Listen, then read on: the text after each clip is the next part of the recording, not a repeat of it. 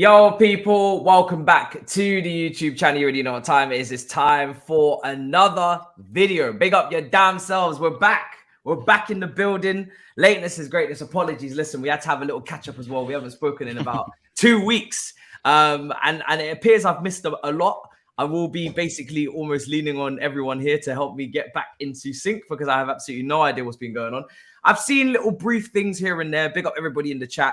A lot of breaking news, a lot of drama, a lot of back and forth, every single outgoing that could be taking place. And I have to say, I have to reference this. The last show we did, I was demanding outgoings. I was demanding. I wasn't playing around. And thankfully, to be fair, we are imminently getting all the outgoings I asked for. All the outgoings I kind of needed for me to feel like we were actually being serious as a club. It seems like as if those outgoings are about to get done. So that is fantastic, and that is a relief because I was very, very worried that, you know, we were going to go into July. We're almost in July. Poch does start in a couple of days. We're not far away. We do need to get these signed, sealed, and delivered, and them actually officially out the door. But you know, they're at Kepa's wedding. That did, you know, cause a few bit of grief. But listen, after that, they should be on their way. Younes, bro, welcome back. Talk to me. How are you feeling, bro? How are you feeling? Hey, welcome back to you, man. Yeah, we're feeling good. You're feeling very good. Facts. But no. I'm good, man. I'm good. It's good to be back on it. It's been a little while. And yeah, as you said, we needed players to just get out in a respectful way. But just get out, and we're doing that. And bring on July 1st because I think that's where things are really going to kick in. So yeah, much like his edibles. Yeah, I mean, I can confirm that the wine gums, the edibles, the Haribos have left my system. I'm feeling good. That was an interesting experience. I'll probably make a few references here and there in the show. But before we get into all of that, Ms. Brother, how are you feeling? Yeah, good, man. First of all, shout out to you, bro. You've done some madness besides the edibles, but I think what you've guys achieved in USA with Fox 5 and whatnot, that's fantastic, man. Massive shout out to you. I was just getting some nostalgic moments seeing, you know, where we all started once upon a time and where you've gone. Big up to you, bro. And hopefully sky's the limit, man. Hopefully sky's the limit for you. Yeah, good to be back. Brother. Appreciate it. It's great to be back, man. Drogbaba, talk to me, bro. How are you feeling? How are you doing? It's good to see you again. Same here, bro. Good to see you, and I'm very happy that we've got you back in one piece because that was not looking likely at one point. So I'm very happy that we are able to have this chat today. Yeah, man, all good, and I'm not, too much invested this time around in the transfer window. Although we have some mad business to do, I am just looking on from a distance and just hoping that things would happen on their own. And yeah, I'm just enjoying whatever is happening right now. Yeah, no, 100%. I mean, listen, it's borderline impossible. And I was thinking this when I was in New York. As much as I am missing a lot, I can only imagine how difficult it is to try and cover everything. And it's almost like you do everything, or you kind of just wait for the official announcements, or you follow it piece by piece, you know, jigsaw by jigsaw. There's a lot of outgoings. It's obviously Koulibaly officially confirmed, done. He's already said his goodbyes. His statement's out. He's changed his bios, etc. That's done. Ziyech and Mendy basically waiting on announcements. Is it a 25 million euro package deal? Is it for the both of them? Is that? I think total all of them together was about 40 something. 43 million for all of them. For all of them together is about all of them, including million. Koulibaly. Yeah, three of them. Yeah. It's 17 for Koulibaly, 8 for Ziyech, and 16 or so, I believe, for Mendy. Yeah, something like that. Yep. Does anybody feel like 8 for Ziyech is quite low considering he's got 2 years left? No, of course, 100%. Yeah, but because the way I left is that we were apparently in cahoots with the Saudi and we were about to bring in 50 million a pot for each player, and it was something to be investigated. So the fact that I'm hearing that we're only getting 8 million, I'm kind of disappointed. This is all Gary Neville thought that. Oh, right. Only Gary Neville thought that. The rest of us were logical. If we're gaining, like, this is some conspiracies going on, and Saudi are linked to Clear Lake, and it's not just a 5%, investment, and there's some bigger conspiracy. Why are we getting below market value for players? I don't understand. Yeah, we've made a loss. If anything, they should probably investigate. Not to make it obvious. They should as to not to make it obvious.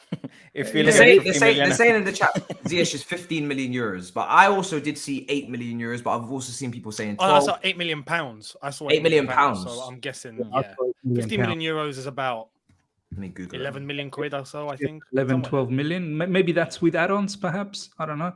Yeah, Look, perhaps. bottom line, all of this Saudi talk, they should be investigating Havertz. Like, there's no way Havertz should be 65 million going to Arsenal, but it is what it is. I'm loving it. I vouched for 65 million or 60 plus, but I never for once thought he's worth that money. But Yeah. where's Gary Neville when you really need investigation done? So we have Mendy, we have Koulibaly, we have Ziyech, we have Kovacic. Yeah. 30 And that's million. a 25 million plus 5 million add-ons deal to be Look, completed. that add-ons might as well just give it to us now. So Yeah, because whatever the add-ons are, I'm sure they'll get it done. just give it to us now. And then Havertz is 65 million. Is it up front? 60 plus 5. I think it's 60 plus 5. That's an incredible deal. That's an incredible deal. So those are the batch of confirmed. Aubameyang's not involved in this. His Aspilicueta, I think, He's should not be gone done as well. Mutual But that's a termination mutual of the contract. termination. Termination. Yeah. termination. And then he's already agreed personal terms of Inter Milan as well. Yeah. 2-year deal. Christian Yeah. Pulisic, I think, now in negotiations with AC Milan, apparently. Loftus-Cheek is in Loftus-Cheek. negotiation. Loftus-Cheek, I think, is 17 advanced. Like, it's already done. Chalobah with Inter. Chalobah as well. Probably. And what Mason I read, Mason Mount, that's a whole thing as well. A whole That's a conversation. separate. Sure, you little guys are not saga. sick of it, but that is a whole saga, isn't it? That's a. Mason And- Mount reminds me of a meme. You've seen that meme in which a guy is trying to, across a fence, but the people over the fence are throwing him that way. The people on the other side are throwing him the other way. No one wants to have him.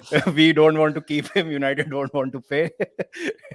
He's stuck in limbo. Right? That's a whole conversation in itself because there's a lot of That's a- chess being played there and a lot of games. That's an episode. That's like that's a series, maybe. Five episode series. Do you know what I mean? So, And confirmation, we have Kante, Koulibaly. yeah, Kante's gone on free. We had that already. Koulibaly's gone. Mendy's gone. Ziyech is gone. I think last I saw, Calamutin Odoi is now interested to talk to Saudi Arabia as well. Like, he's keeping his options open. They're interested in him, and he's keeping his options open. Yeah. Yeah. There's still a lot of outgoings that need to happen by the end of this week. It really does. So, yeah. I mean, the Havertz money for me is fantastic. I think it's very entertaining to see football fans, and everybody's guilty of it, but football fans kind of almost, as soon as a player is about to join your club, just the immediate affection, loyalty, propaganda, and somehow everything that's happened previously is out the window. Great example of this is a comp I saw on Twitter, and brilliant comp from an Arsenal fan showing Havertz key goals for Chelsea. Champions League winning goal. And before the Champions League winning goal clip came out, it was London is red. And then it panned to a Champions League winning goal scored by Kai Havertz for Chelsea.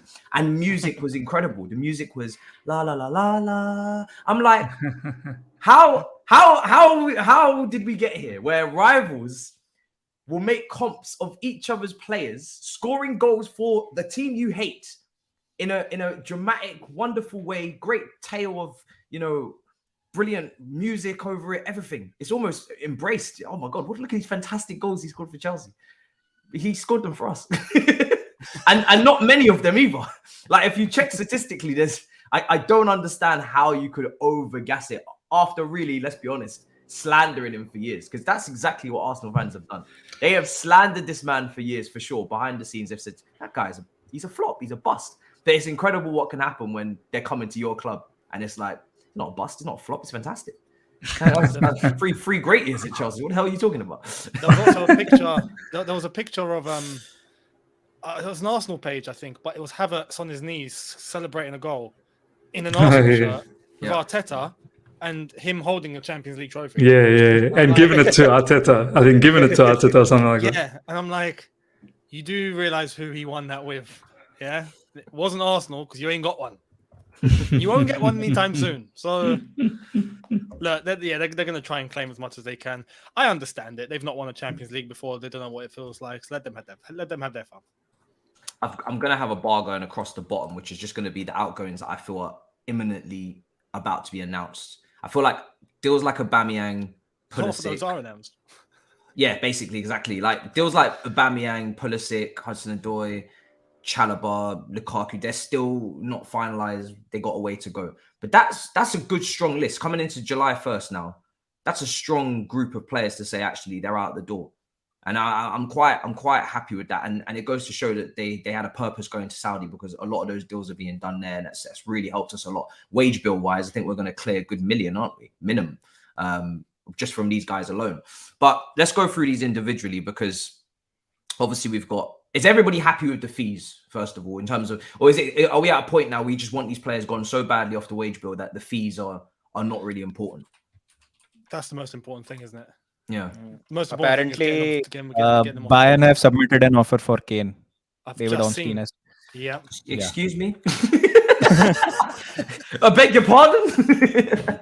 Yeah, Thomas David Tuchel's Ornstein. going in. Yeah, 70 million euros per plus add-ons. Yeah. Official proposal. Are they familiar? Do they know? They don't know. They don't know, do they? They don't know. They're not aware. Oh, That's cute. I'm not gonna lie. That's Very adorable. 70 million plus add-ons. That's adorable. 70 million euros plus add-ons. Oh, that's adorable. That's absolutely adorable. That's even worse. Bless their hearts. Jesus. What 70 million euros in pounds? Bless them. 60, 65? 60 million. Oh, because the euro, by the way, the euro is falling. So this is 60 million pounds, basically. I've just done the Google. They want to get Harry Kane for less than Havertz. No. Daniel Levy's having Daniel Levy right now in his office at Tottenham is laughing his bald head off. This reminds me of the naivety of Lol. AC Milan and AC Milan, both the Milan clubs. So the latest I'm seeing on incomings as well is that we're going for the goalkeeper, right? Even though reportedly Pochettino wants to keep Kepa as number one, but then we've also been linked with other goalkeepers like Martinez and Onana, etc. And apparently, they basically want big fees for the goalkeeper, which is fair enough. He's a top goalkeeper, but that they're only willing to pay us 12.5 million for Pulisic, 12.5 million for Loftus-Cheek, etc. These Italian clubs, they just don't live in the same reality as we do. I think the Italian clubs are permanently on the high I was on. That's how I feel. I feel like they're permanently taking edibles. The CEOs of Inter Milan and AC Milan are on edibles. Seriously. You don't come to do business with these fees. I don't understand. But it's insane. Miz, any love lost for these guys? Obviously, Kante was a big part. Ziyech, you're a big fan of legend status. No, not really, man. I mean, I think most of these guys, they were perhaps just in excess, I suppose. Surplus to requirements. Some probably didn't want to stick around at Chelsea Football Club. So we needed to get them going. N'Golo Kante, free transfer. And he gets to make the big money at the end of his career. So it makes sense. Mendy was never wanting to be the second fiddle. And on top of that, always wanted Kepa money. Kepa don't deserve Kepa money, let alone Mendy getting that kind of money. No, man, I think I'm quite okay with all of these players moving on, and I think none of them is a shock to me at all. I fully expected Havertz to leave as well because it was that time. Either it's a contract extension or we sell you, and he didn't warrant a contract extension. Let's be honest. We've seen 3 years of him.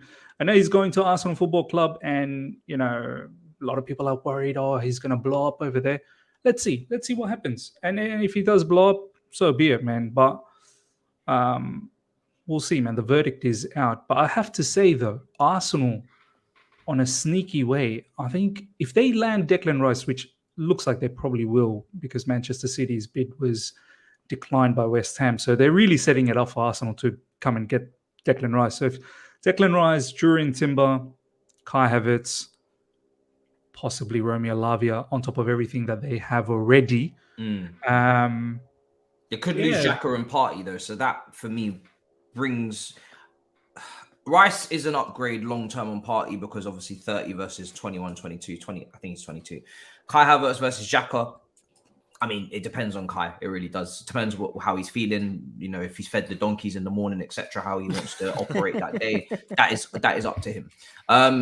Timber's a big upgrade in the defense in terms of just quality competition. But in terms of actual depth if you're losing Xhaka and Partey. I don't feel like that alone is enough to really be worried. I think Declan Rice is a needle mover, but I'm not shit scared of Havertz. I'm not shit scared of Timber. I think they have the potential to be very good players for them, but I'm not taken aback by that. If we do our business correctly, I agree with you. I wouldn't have any regrets over Kai Havertz. I think we've had 3 years of him, regardless of the context, circumstances. You can make up circumstances and context for every single player, every single year as to why they didn't perform. You can, if you dig hard enough. But at the end of the day, we're looking at the entire Chelsea career. It just hasn't been good enough. No, 100% agreed, man. It just hasn't been good enough. So, yeah, look, I'm not bothered by it, man. I've not once thought about that. Oh, what happens if he blows up over there? Oh, I can't even be stuffed to even think about that. I'm more concerned about what happens to us, what Poch does with our players. We've got a lot of exciting players within our ranks. You know, Nkunku is going to come in.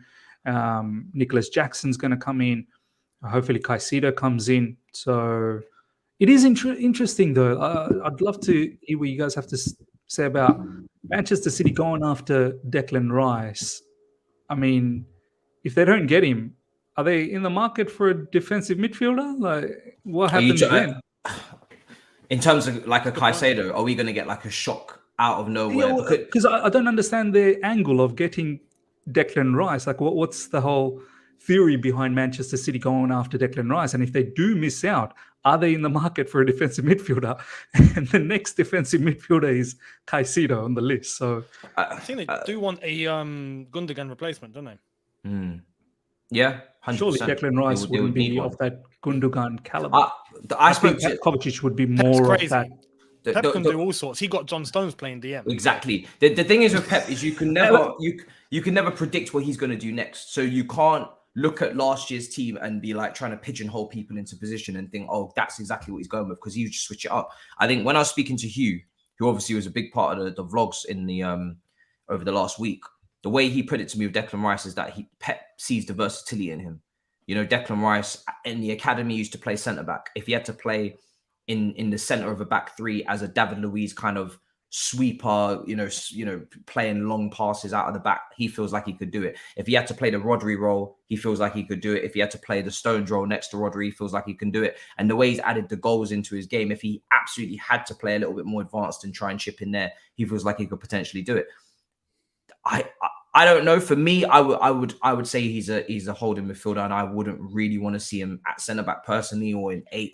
But you know, like I said, with Pep's coaching, his age, and the variety of kind of tools that he's already demonstrated at this age, and what he could potentially go on to do. There's a lot of times we try and put a player in a pigeonhole. I already said it with Trent. People are saying, "Oh, Trent's a right back. He has to play right back. He has to play right back." He looks good in midfield.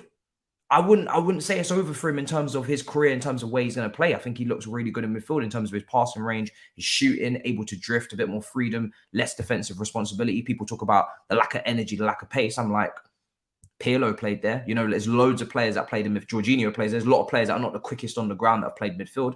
You're going to get exposed just as much as at right back. So in terms of that, there's a lot of versatility, but it sounds like you're not comfortable, boys, on the Caicedo deal, because everyone's saying personal terms agreed weeks ago, etc. But if Arsenal don't get Rice, what's to stop them coming in for Caicedo? I know that we feel because he had a Chelsea shirt on when he was 12 that he wants to come to us and we're the preference, but anything can happen in football. We may not. We may until it's done. You know, I think Mbappe also had a Chelsea shirt when he was a kid at some point. So that does not matter. Osimhen.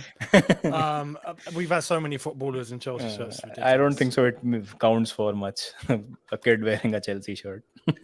But it is, nothing's an absolute certainty, and you wonder where all the clubs like the Caicedo thing. And now even Man United has one eye on it. And how would Man United feel the fact that we are being so difficult in regards to Mason Mount, and they've got their eye on Caicedo now? Do they actually though, or do you think that's a ploy to try and get us to sell Mount because they know we want Caicedo, so they're going to register some interest, even though Caicedo is more expensive? They haven't done their ownership situation. They're refusing to go above the 55 million mark for Mount. So then why would they go and splash 80 on Caicedo with the ownership? I don't know, it feels like a game. But it feels like a bit of a vulnerability on our side. Like I feel vulnerable because I feel like the fact that we don't have Europe, anything can just move, right? Oh yeah, Like, I don't feel comfortable. No. If we were in Champions League and we Yeah. had something to look forward to, I'd be like, no, you know what? We've got everything that Man United could offer, or what City could offer, or Arsenal could offer.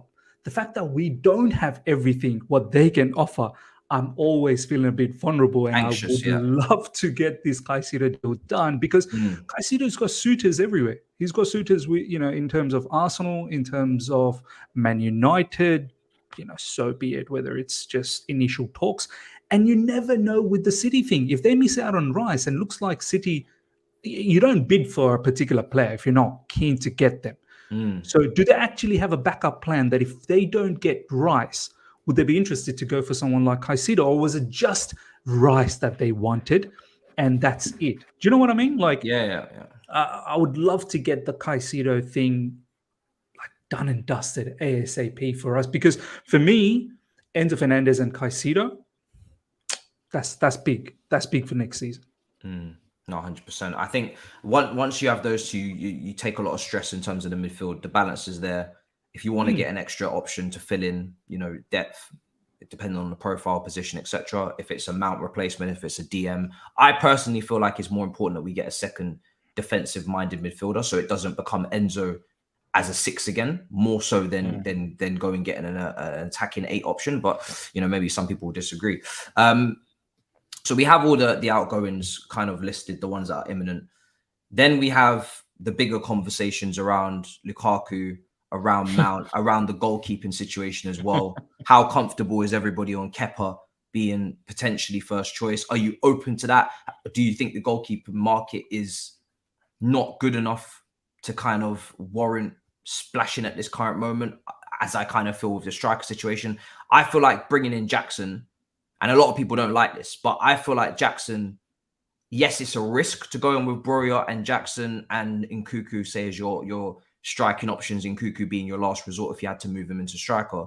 But I'm also more scared of buying the wrong striker, then better alternative options come up next summer, and we can't get them because we've just signed someone on a 5-year contract, big money, and they're not actually the profile we need, and we don't really believe that this is the right fit. We just panic because we saw a bunch of missed chances last season. We know that we need a striker. We need someone to put the ball in the back of net. We did get Jackson. A lot of people they're not comfortable with Jackson because they don't know Jackson, which is fair enough. That makes sense. But we did get Jackson. And for me, I feel like getting Jackson when you have young forwards like Fofana, like Broja, is kind of counterproductive in a way, because you're kind of just stockpiling young talent that has potential that are not ready in most people's eyes. But then if you don't actually play him, it's even more pointless. Like, I can't think of a more pointless thing than to sign a young striker who's on momentum, who's on form, who's on high confidence, and then to bench him and bring in another striker, big money, pressure, obviously, number 9 shirt, etc. And then the whole, pecking order of young strikers is just stockpiled up behind us, Broja, etc. I don't know what you think of it, Younes, but for me, I'm happy to stop with Jackson, because it's not that I actually know Jackson or I wanted us to sign Jackson. It's that we have Jackson now. Use him. The thing is, I think it's best if we end up in a situation where we have 3 strikers that we can turn to. Yeah. Right. So we know that Chelsea are looking to go and get a main guy. Sorry. And when you get Jackson, we've still got Armando Broja, who's going to come back. We get someone else in, I think that's going to be the 3. And albeit we don't have European competition, so it does mean we don't have a lot of games to play. So there is the aspect of, we can try and stick with that one striker, but obviously rotate where we can, try out players where we can, and then go from there. We need to remember as well, Nicholas Jackson signed an 8-year deal. And I think in terms of the initial conversations, if he is under the impression that, okay, we're going to take your time, this isn't going to be a thing of come in, try and bang immediately, and if you don't, you failed. Like, this is going to be a long-term vision. Are you in it? Are you with us? And then go with it. I still think that we might see something in terms of Lautaro Martinez. I think Poch wants Martinez. And again, how that's going to work, we can all debate, because a lot of us are a little bit like, I don't know how this is going to work, if he's going to be forming that partnership with Nkunku perhaps or whatever. But I'm really not I think keen. in terms of, well, I think in terms of Chelsea moving through this season that's coming up, hopefully to get European football, could set us up in a situation where we could have 4 competitions again and then have 3 strikers that we can pick from, and that gives us enough depth. Now, whether one of them might be a little bit unsatisfied down the line, that's perhaps down the line. I said this yesterday in relation to the whole Vlahovic rumor, because there was a rumor that Juve are interested in Lukaku. We need a striker. We might bid for Vlahovic. I said that I think Chelsea fans, all of us, have this PTSD. If this was another club and we look at Vlahovic, right? You look at United, for example, going in for Vlahovic, we'd all be like, no, you know what? He might actually do well. Or if it was Arsenal, we might be like, no, you'll do well. But it's Chelsea. It's like, no, I think you'll flop. Because we've just got this. We haven't had a solid striker since Diego Costa. Some would argue Olivier Giroud. And there's a reason I don't mention him, because he was never meant to be the main guy. He always came in as that supplement and done brilliant things. Fair play. But he was never that main He guy. was a big game player. He came in clutch. But we're talking about, August to May, 20 goals Premier League season minimum. Someone that you look at and go, you're our striker. Yeah. Tammy at one point was that guy. Lukaku came in, was meant to be that guy. Werner at one point was meant to be that guy. Morata before. Yeah, exactly. So Higuain. when you look at all these strikers that have come through, it's like, oh man, we have PTSD. So we automatically have doubt. So it's difficult. And this is where we go to your point, Matisse, that you mentioned earlier, in terms of who are we actually going to turn to, on a 5-year contract, for example. Truth is, we actually have to take a risk. Whether we like it or not, there has to be a level of risk taken. If not, we're going to be stuck with no one. Because no one's perfect unless we go and get Osimhen. You wouldn't start Jackson next season. You want a new striker? Personally, on top? I like the deal. I like the deal. I do like the deal. Jackson, Even though I don't know him like that well, I like the deal. Yeah, and I like what I see. But again, with the direction that we know the club want to go in, he's not going to be the number 1 guy. He's probably going to be the number 2 guy. So I'm not expecting big things from him, and I think that's good for him, because he's going to be operating under no pressure. Which I think is going to be perfect for him. But I'm looking forward to seeing what he does, because I think he'll surprise some people. Yeah, I mean, we don't have many competitions. We have an extra game in the Carabao Cup second round, which is sad, right? we play only. We will be drawn in the southern draw with the southern teams. Oh no, it's a disgrace, honestly, right? And there's no Europe, there's no Champions League. There's literally 2 competitions until January. FA Cup starts then, which is another window. Baba, for you, is it because there's multiple ways to look at this, and we're going to do this with every debate. I'm just going to open the floor to every single angle. Jackson, momentum, form, confidence, ready, excited to be here, fresh, new, going to need time, going to need, bedding in terms of patience from the fan base, but could be something special. Do you throw him straight in, give him the responsibility and the trust of leading as a striker next season, and time to build the chemistries, etc., especially with the lack of games? Or other side of it, which is other side of the coin, shout out Miss, which is actually he's fresh. He's in terms of, he's very new to the top level. He's only played La Liga back end of last season. He didn't play in La Liga the year before last. He was in the 3rd division. So he's very new to the scene in terms of top level football. There's a lot of pressure that comes with playing for Chelsea. Better to maybe bed him in, have him as a second choice. Where do you kind of sit on it? I think a lot of it depends on the pre-season and the time that manager gets with all the players before the season actually starts. I think he'll have a fair idea of what he's dealing with. I personally believe that it's always good to have players who've not come for that blockbuster amount, 80 million, 90 million, because they don't have that pressure to, live up to that price tag, which has happened to us a lot of times in the past with Lukaku, Morata paying that exorbitant amount, then ending with fuck all at the end.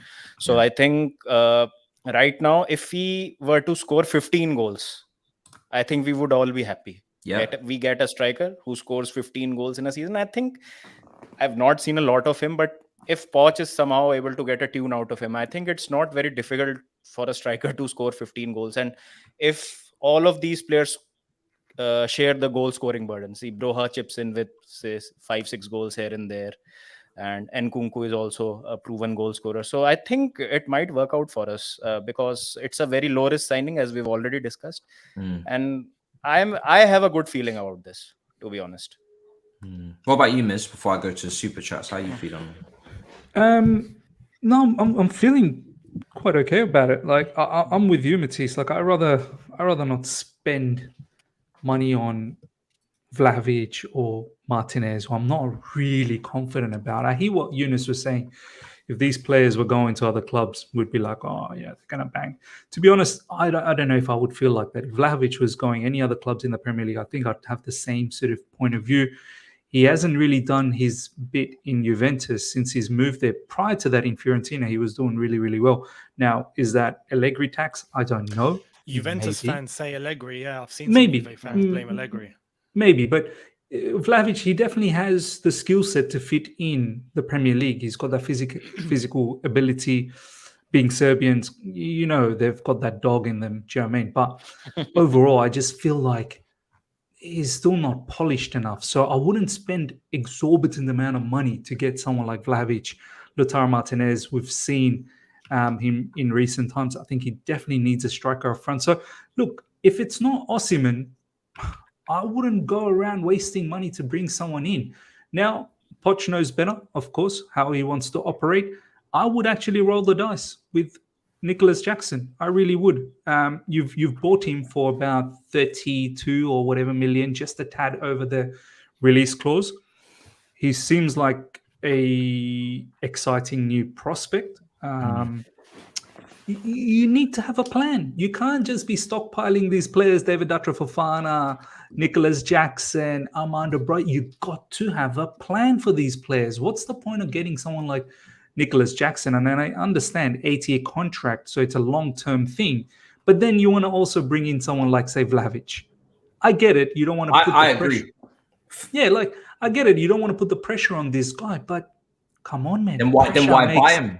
Pressure makes what's the saying? Pressure makes makes diamonds. diamonds. Why buy him if you're going to get a big name? If you're going to get a big name, why not just have Boria and Dacho as your backups to the big name? Matisse, I can understand if we had Europe next season. Like, okay, you want two strikers, plenty of games to go about.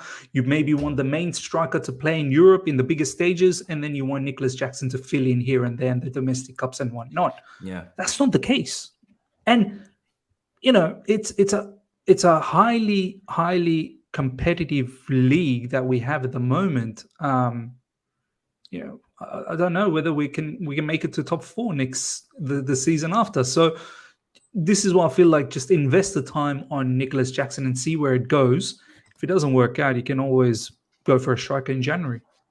For me as well, I think before I go to Super Chats, is I want to learn about certain players this season as well, if they're good enough or if they're not. And I think if you overbuy and you bring in too many players, I can't go at the end of the season, okay, he's actually ready, he's not ready, because more than likely, a lot of them are not going to get enough chances to actually assess them. So you're not in Europe and you've signed Jackson. Say Jackson gets 5-6 Premier League starts. The striker that comes in gets 32. Cool. The striker might do well, but then what do you do with Jackson then? Do you loan him out? If he doesn't play, is he going to get unsettled? Yeah, does he go to Strasbourg? You know, is Strasbourg? Is he going to? You know, that's where I'm like, how are we going to know if he's ready to start, or if you don't give him the opportunity to do so? And that applies to a lot of players. You know what? I've got a weird feeling. I don't know if this is going to happen or not. This is just my gut instinct. I think Potter's going to try and create a system where we play with 2 strikers. Nkunku would have to be one of those, though. Nkunku would have to be one of those. Perhaps. Or maybe behind the 2 in a diamond, maybe for 2 diamonds. The 2. Yeah, but it's weird, as you mentioned, the point that we're playing 1 game a week. We've got Nicholas Jackson. Say, for example, we're in that situation. We buy a striker and then Nicholas Jackson plays, as you said, 6 games he starts. Yeah, realistically, it's not enough. If we're actually, what's the point of buying him? I agree. But the fact that we have Nkunku, who's meant to be like a second striker, pseudo striker, attacking mid sort of role, right? Lautaro Martinez is someone that always bounces off someone, and we're just constantly linked with him because apparently Potts wants him. But we still bought Nicholas Jackson. To me, all points to 2 strikers. Maybe. We'll see how the preseason works out. Yeah, we'll see. Yeah, no, I mean, I've only seen Martinez in 2 striker systems. So if he is signed and then you play them up top on his own, that would be a little bit of that would be a risk, a big risk, especially in this league. I don't know who said Potter in the chat, but they're going off. There's some wild super chats coming in, so I'm just going to go through the super chats now because I don't know what's going on with Arsenal fever. I don't know if you have a fever. He's feeling naughty. What type of fever you have? Maybe he's very, very happy. He's very excited this morning in the UK. Yeah, so I'm just going to get to the super chats. He's watching this show and he's loving his time. Big up the panel, please, Matt. Ask the guys, do they think if we land Caicedo, it's enough for our midfield? I think it depends on outgoings, right? I mean, if we sold everyone, I personally think if we land Caicedo, I feel that is good enough for the time being, because what is the plan for Santos? What is the plan for Chukwuemeka? What is the plan for Cesare Caicedo? Like, what are the plan? So we're not going to be sending everyone for loan, right? So Caicedo and Enzo Fernandez is good, and is kind of gonna move on. He may not. He may still stick around. He must. But he may stick around. And then Mason Mount, like, is he going? Is he not going? So, yeah, I think Caicedo will be a good. I wouldn't mind if it's just Caicedo in midfield. I think that's perfect. Okay, let's go to the next one. So I have a feeling we're going to go over 4-2-4 next season. We're looking for a main striker. Means we'll go to a 2 up front with Nkuku as a second striker, with Jackson and Broja as backups. Fair enough. I mean, if you're playing with 2 strikers, you know, maybe you can have 4. Maybe you can. Yeah, Thatcher definitely has to go to Strasbourg. Then he's definitely going on loan. You know, he's definitely going on. He's firmly in the multicolored model. But then.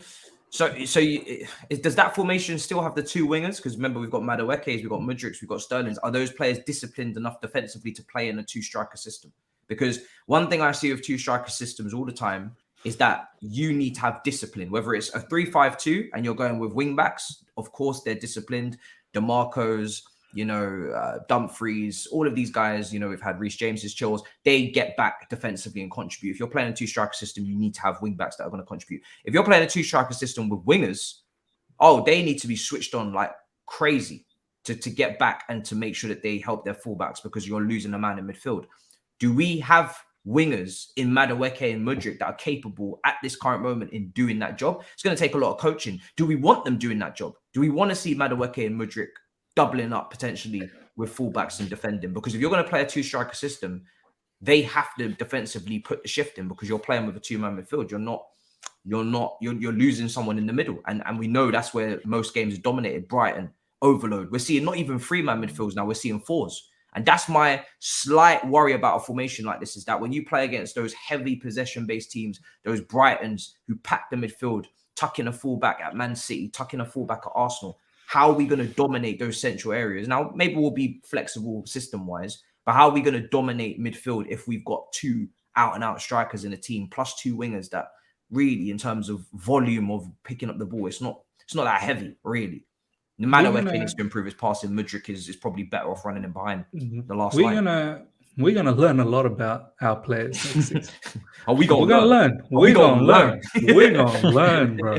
Come next summer, it could be another wild discussion as to who stays, who goes, who doesn't fit. This season, I'm very keen to see how Poch sets us up. This pre-season is going to be the most watched, you best believe. So we will learn a lot about Madueke. We will learn a lot about Mudryk. Are they really cut out to be Chelsea top-level players? So and then also players like Sterling, you know, who are coming to the sort of prime and latter part of their career. Let's see exactly what they can do for us. I think also as well, people are saying we're going to learn how good some of our outgoings are. We are, because I mean, last season was a terrible season to judge a lot of players that just arrived. I do feel bad for like a Koulibaly who I knew coming in, he's a course. very kind of low-key, calm introvert in a way. At times can be, especially off the pitch. He likes a settled, calm life. He doesn't, he doesn't want to be, this, massive, extrovert that's out and, London and the club. He's very like, calm, quiet family. And that's what he had in Naples for, what was it, almost a decade. Comes to Chelsea and you couldn't have more instability if you tried. Man's getting to know the staff. Next thing you know, they're not here the next day. He's like, well, where's Jacob? Where's Jake? Where's Bob? Where's all the guys that I've just, patched it up with on day one? We've sacked them. Do you know what I mean? Like it's not easy. It's not easy. So that I do feel sympathy for those guys, because I don't think they're bad players. Oh, the prodigal edibles prince returns. Big up, guys. Big up. Listen, I hope I'm not known for this now. I need to do something else quite dramatic to get this out of your heads. Now, this is where the super chats go very left. Baba, do you want to read the super chat? Because it's addressed to you. I don't particularly want to read it. I don't have to read it. Just leave it on the screen. Pass. Pass. Pass. Yeah. See, I guess that's a no, Arsenal fever. I think your question has been answered. It's that's a resounding no. Resounding no. Apparently, Younes is looking very yum. Now, yum in England is a pastry from Greg's, but I mean, obviously, Younes is. Man's moving out here better than Greg's. Yep. And Miz has also caught some smoke. And looking like he's wanting, or she is wanting ASMR from you on your mic. So I don't know what's going on from Arsenal. None from Matisse. Come on. No, thankfully, and don't even think about it. By the way, don't even think about it. I actually don't need you to say anything else. You are good. You've said enough today. don't say anything. What do you think? Oh well, I mean, is he Turkish, right? It's Turkish, yeah. And this is the kid that everybody's raving about right now. Is he from Fenerbahce, I think? And yeah. saying, why are we going after, Viagra from Celta Vigo is what I'm calling them until further. Viagra. You actually, listen, I had a video last week going at Viagra. And do you know what? I want to apologize to Viagra, because Viagra can potentially penetrate defenses. Just not to say that it can't. Right? It's just on the metrics, it can't at the moment. It's not looking good for the passing statistics. But to be fair, the comments were spot on. Okay, and this is where I'm going to take ownership as a content creator. I didn't really feel like that was a player that was of necessary need. I think right now we're being linked with players that are comfortable. Maybe the report is we're looking at a player that can play in the 10 but also can play on the right hand side, is a little bit more versatile, and that's what I was looking at with an Enzo Lafie when I speak about Bernardo Silva, someone that is able to play on the flank but is technically secure and can also play in the 10 and be a creator, like a Juan Mata. Because I feel like then you're killing two birds with one stone. If you feel like we don't have enough wingers going into next season, or you want a little bit extra creativity in the team, this guy was looking more like a goal scorer, running off the back of players, maybe like a Gallagher at Palace. Now, again, Celta Vigo, they could play a certain way. Maybe he's just not getting the opportunities to play these passes, etc. He's not getting a higher volume of receiving the ball.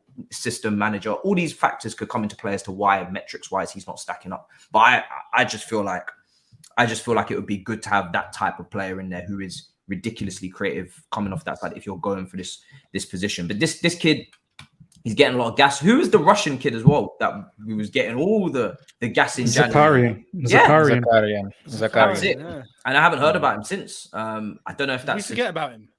I think that was an issue with nationality kind of... There was at first, yeah. Apparently, this is...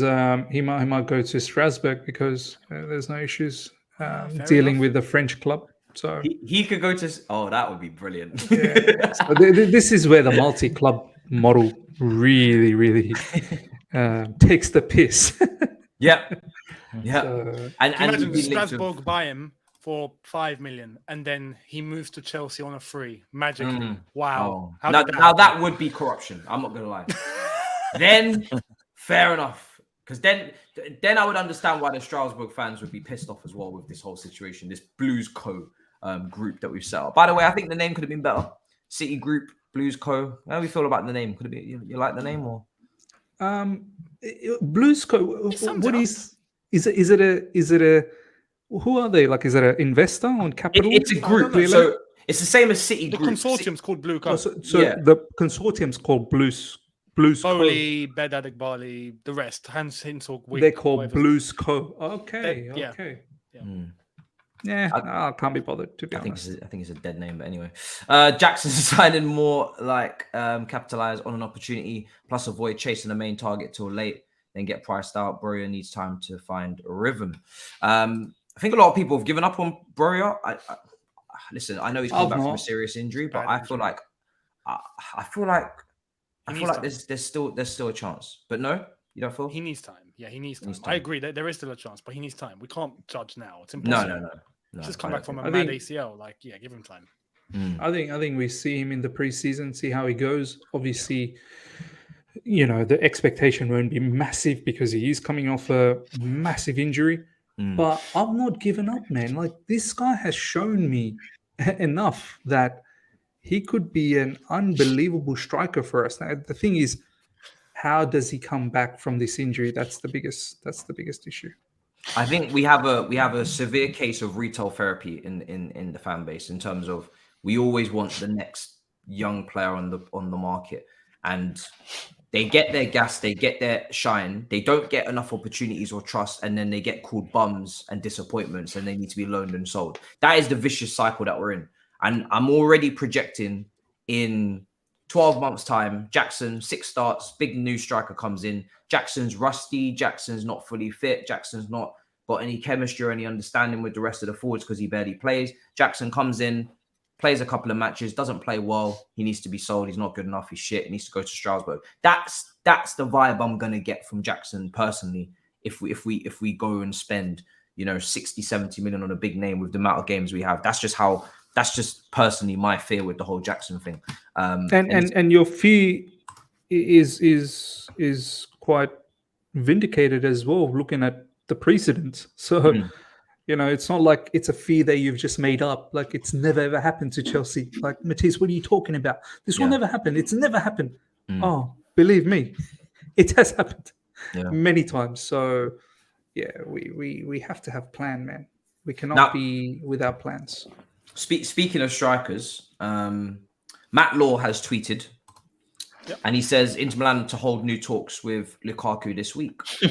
Now, I'm gonna be honest. I would sell this brother for a pack of Haribos, and I'm not talking about edibles. I'm talking about actual Haribos, okay? But I do respect the way we are going about this Lukaku move to Inter Milan potentially. We are making this bald man, sorry, Baba, sweat. We are making him sweat.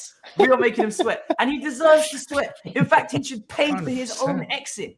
He should pay for his own exit. You want to go to Inter Milan so bad. You want to reject Saudi big offers. You don't want to go AC or whatever. You want to go Inter Milan. Inter Milan is the love of your life. You want to go there so badly. Then you pay. You must pay. Terminate your own contract for a start. You know what I mean? Pay your way. I would love it. I like the fact that we're making him sweat. It feels like we're not planning on reintegrating him, which was always my fear. It sounds like that's over the hill, which is, I mean, if we did reintegrate him, then I'd be absolutely fuming. But the fact that we're demanding that we're paid, it's so good to know that it's not a loan deal, and we're trying to get money. We're trying to get a permanent exit, because Inter Milan are taking the mick. They want about 3-4 of our players. Koulibaly, they wanted. Drogbaba, they all want them on loan. And then they also want 80 or 70 million for Onana. It's about time they pay. If we're going to give them money for a goalkeeper, that means they have money. So come and pay the money. For me, I love the way we're handling this situation. Is anybody here nervous that this guy's going to stay, or do you think he's definitely going to go? No, he's going to go. He'll definitely go. How much do you want for him, though?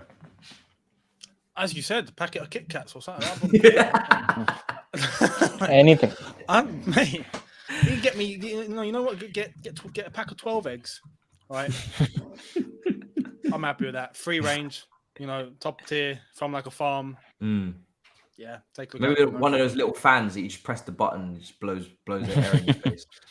There you are. It's really hot. I wouldn't mind that. See, me, I won the lot. You want to fleece them? I won the book value. This guy has done. He's done a sinister move on us, man. It is 100%. I'm so convinced it was a This needs nice... investigating, Miss. No. It does. Yeah. It really does. This is where we need that Romain Molina guy. He needs to get in on the act over here because I am convinced Lukaku and Inter Milan cooked up something. They have to.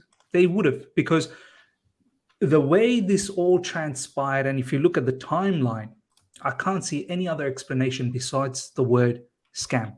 You freaking scammed us. And now you're our player, you're employed by us, and you want to leave, you're begging to go, you want to bring your lawyers. Nah, you pay us the book value, brother. We need to balance books. You bring us the book value. The book value for Romelu Lukaku is 58 million, as per a lot of reporters out there. If it's not Inter Milan who can afford him, then find yourself another suitor, Lukaku. Find yourself. Look, Saudi Arabia was they were there. They were willing to pay us the book value, and for us to have all of this, finalized. So if you're not going to take that, then rot next season. Absolutely rot and disintegrate. That's all I have to say. I don't go out there and say I hate a footballer. I barely, because for me, I don't have any, sort of hate, love. Like besides Ziyech, I was emotionally touched with how his background and his upbringing and all that. So that's a different story. But with Lukaku, I can honestly say I actually hate this guy. I actually hate this guy. Like deep down, I didn't know where you were going with that. I was about to say. Yeah. No. I absolutely hate this human being. He had us in the first half. He had us in in the first half, and Like, then the second this half. guy- It's brilliant. Yeah, this guy, you are not getting any favors from us, man. You have been so dishonest, so disloyal. I can't believe how a man can. I think look... his wages are too high for us to make him rot on the bench or in the reserves. No I problems. want We him cleared a lot of wages, Baba. No We have cleared a lot of wages. We cleared a lot of No, wages. but I don't want a single strand of negativity now. I get We are that. No. building I it. get He that. won't be in the squad. He won't be. He'll be at home playing FIFA there. Do you know what I mean? I wouldn't even involve him in the I in the don't squad want or him anything. in the club register. As simple as that. But I why, don't you know want what- why you know what should it we is, just let him I'm go? back on Like, this. why should this No, guy no, get an no, easy way out? no. I need him shouldn't. to He suffer. I want a I clean need him slate. to suffer. We all have suffered too much as Chelsea fans. We need to set this straight. We don't want any negativity. A coach is coming in with a lot of negative PR. We want to give him a good young team with Damn no it, son. baggage whatsoever. And he needs to work his magic. And with He's- Lukaku there, he won't be able to. You see, No, it's you true. this let me set the scene, right? Miz is sitting on one shoulder and he's telling me everything I want to hear. Make this man pay for his sins. The way you don't understand the way I get triggered about this guy. No player has ever triggered me. Not Courtois, not Mason Mount now, when some people are getting angry, not Havertz posting at Kepa's wedding, not any of these players have triggered me the way Lukaku's triggered me. I think his level of disrespect has gone over any player that I've ever seen at Chelsea Football Club, and I stand by that. This is a player that for me is non-negotiable. I heavily, He needs to pay. intensely, ferociously dislike this guy. Matisse, you know what this... Bobber's making sense though. He's making sense because I want Poch to do well and I want everybody to be happy and for us to move on. But I also want him to suffer. Matisse, do you know what would happen to people like Lukaku 200-300 years ago? They'd get lashed. No, seriously, that kind of behavior, you get lashed. Why we let him go for being like that? Nah, you need to learn a lesson about life, brother. No, You know what? screwed us. You screwed us. I agree.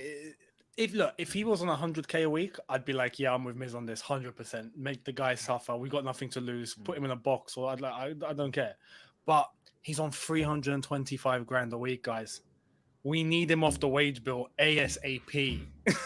ASAP, and no one wants to buy him. This is the problem. This is why I'm Nah, like, look, Younes, whatever they do we want to can buy get, him. They whatever do. They just don't want to pay us the They don't money. want to pay.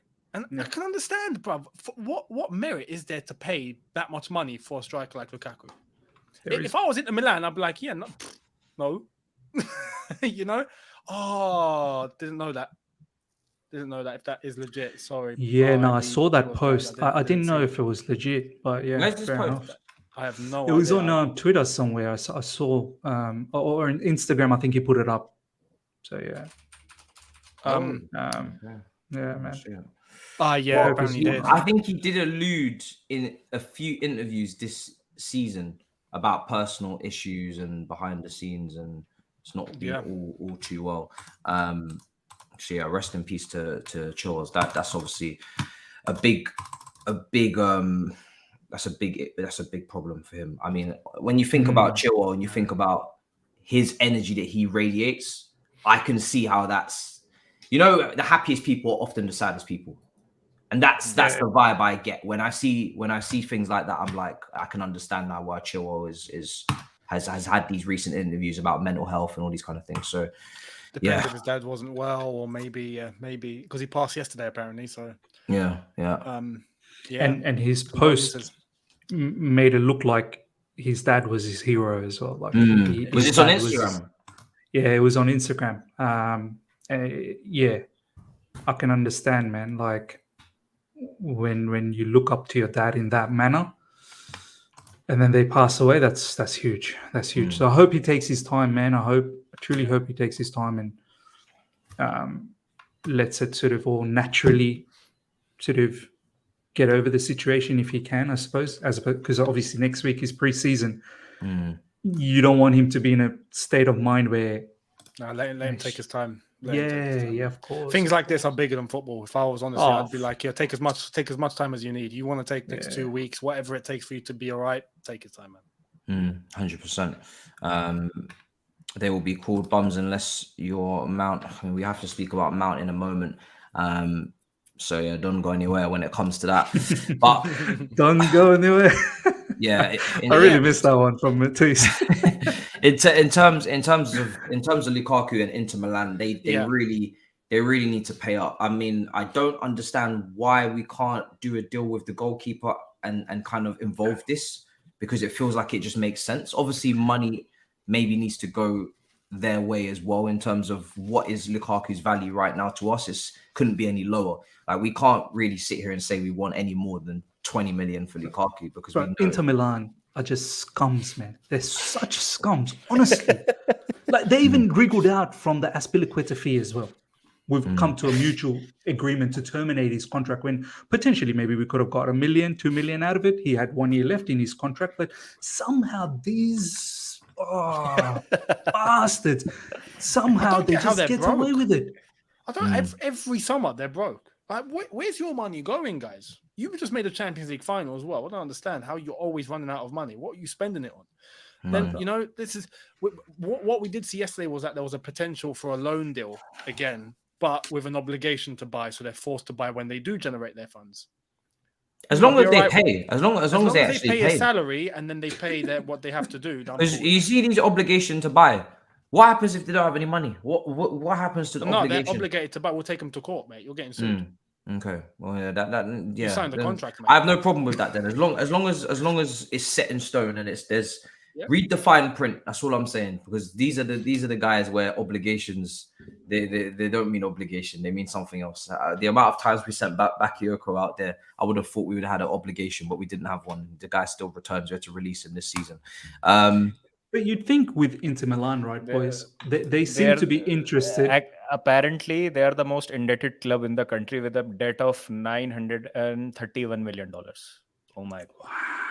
This is who we want to do obligations to buy with. How are they surviving FFP? This is who we want to do obligations to buy with. How are they surviving FFP? How do they get away with that? This is from the New York Times, and like there are different sources. Some are saying 400 million, some are saying 500 million, 390 million. But Barca. How do they get away with that? Barca get away with, they've done all their economic levers, right? But we're the ones who is under scrutiny every 5 minutes about something. Oh no, we're criminals for getting 41 million from Saudi, Matisse. Oh no! It's not Shut like the as club if down. it's not like as if every single dare we? day I don't go on to Fabrizio's page and see a new player's going to Saudi. It's not like Saudi are just buying every player, and we just happen to have a lot of players that we want to sell. You look at Fofana, Seko Fofana. He looks like he's going to Al Nassr as well. That's been confirmed. Brozovic Brozovic apparently going- as well. Brozovic, Yeah. another one, right? Mahrez, another one Firmino? potentially. Bernardo Silva, Firmino. yeah. Party. Yeah. You know, we could keep going and going. Neves, we can go. Seko Fofana, another player Yeah. from Lens. But God He's forbid also we going. sell anyone to them. Outrageous. Outrageous. Must be something going on. It's not a mutually beneficial transaction. It can only benefit us to get these players below market value. Crazy. Gary Neville reminds me of Rory Jennings. Like, he knows what he's doing. He knows what he's doing. He's sort of like the Rory Jennings of punditry, right? He knows how to get the clicks, how to get the audience in an uproar. Gary Neville very well knows deep down what he's doing. He's saying all of this stuff about Saudis, and then he wants Qatari owners in Man. I think from a credibility standpoint, Exactly. I think it'd be better if he was a little bit more honest with the situation. When Qatar come in and they actually buy United, yeah, as you say, Matisse, we will be there. We will be there. We will be there. We will be there. With waiting and looking at Gary Neville.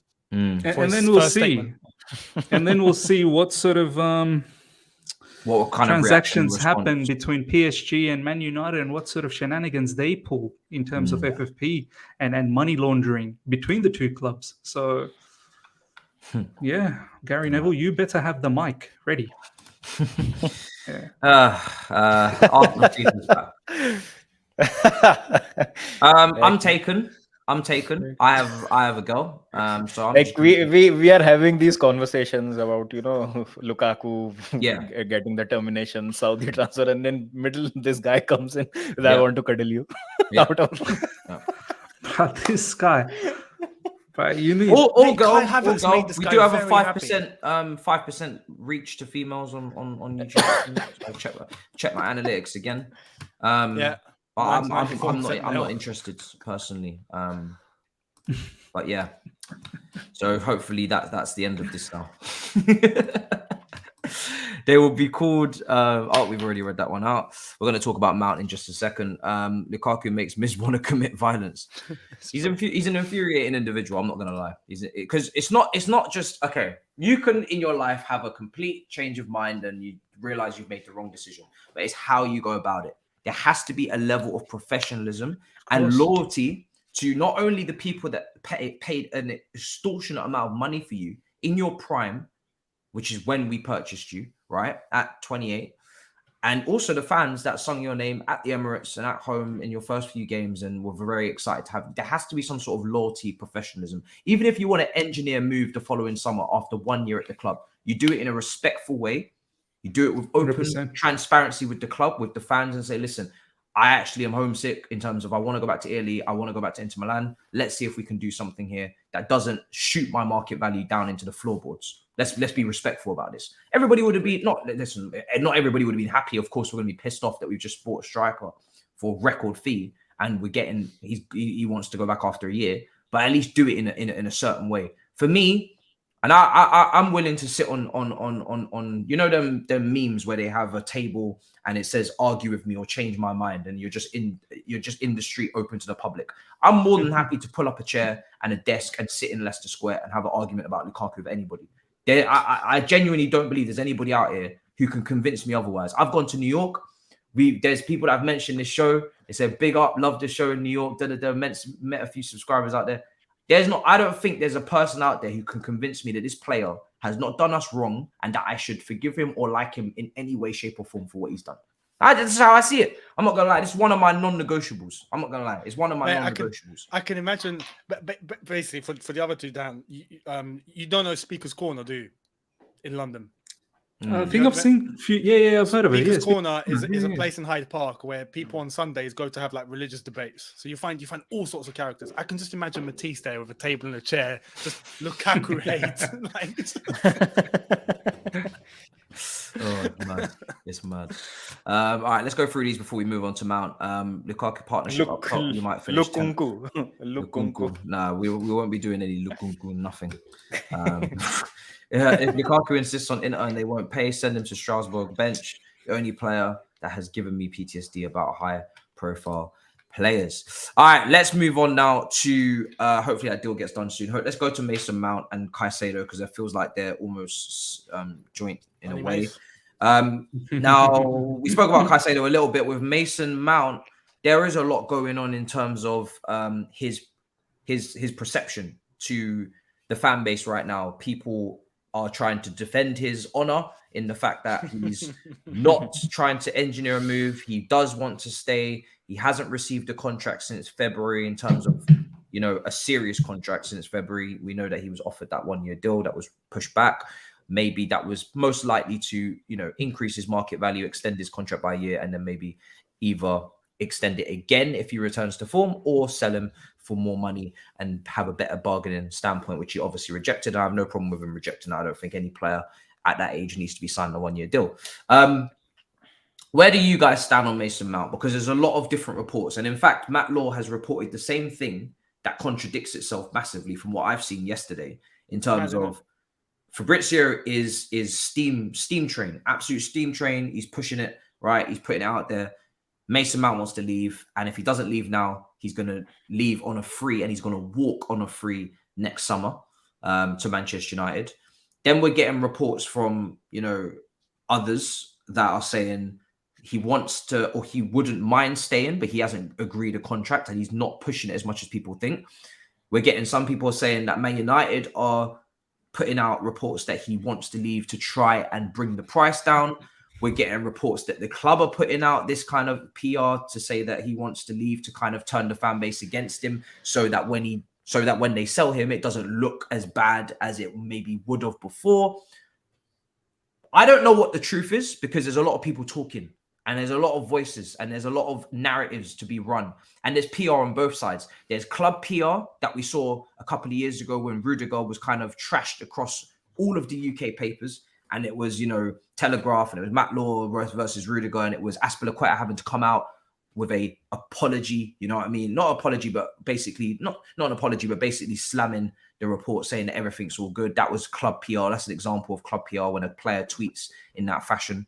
There's club PR protecting an asset or trying to sell an asset and create a narrative. There's player PR when you see, you know, article after article about Mason Mount. He's absolutely integral to Chelsea. He has to be playing. He's integral to England. People don't understand Mason's role. That is all PR. I don't see that happening for many players. Opinion pieces, right? That is PR. That can come from, you know, agents. That can come from family. I want you to boost his market value. Put out these pieces. Put out these articles. So we have to be understanding that PR can come from anywhere. It's not just PR when it suits us. Oh, it's coming from there. We don't like that. It's PR from everywhere.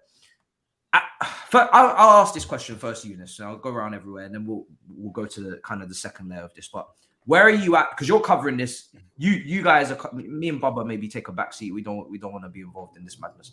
You guys are covering this every day. You know, 2 pieces of content a day, whether it's a live and a video or 2 videos. You are not missing anything. You are there no matter what. You will be there, right? We will be there. You will be there. You will be there. And for 2 people that have been there every day, you see every report. I'm not living this anymore. I'm not gonna lie. I've disconnected. I'm only just reconnecting, rebuffering into this madness. How much do you care about him staying or going now? Like, what do you want as a fan? Just purely as a fan, Younes, what do you want to happen? Purely as a fan, I think it's best if he goes. Now, with the way that it's gone, it's best if he goes.